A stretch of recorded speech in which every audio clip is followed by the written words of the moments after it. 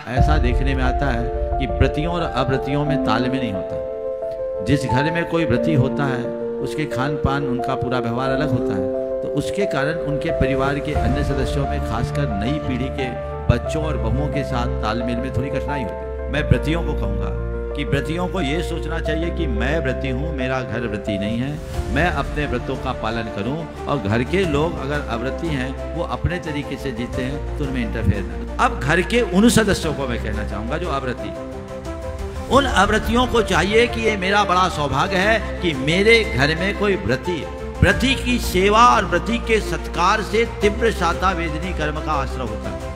आपका ये सौभाग्य, आप लोग हम लोगों के पास आते हो, क्यों आते हो? व्रती की सेवा करके अपने जीवन को कृतार्थ करने के लिए, इसीलिए नहीं आते। तो जिसके घर में व्रती है उसको कहीं जाने की जरूरत ही नहीं है, साथ इसे पुण्य के आश्रय का निमित्त वो बन के बैठे। उसके प्रति वैसा आदर, सम्मान और बहुमान का भाव रखना चाहिए। यदि और उनकी चर्या क्रिया में सहायक बनना चाहिए। उनको ये प्रयास करना चाहिए कि मेरे कारण उनके व्रतों में दोष न लगे। मैं व्रत नहीं पाल पा रहा हूं तो कम से कम किसी के व्रत पालन में बाधक तो न बनूं। यदि ऐसा दृष्टिकोण आ जाए तो ऐसी श्रद्धा का अनुबंध होगा कि घर परिवार में धर्म की अलग महक फैलेगी।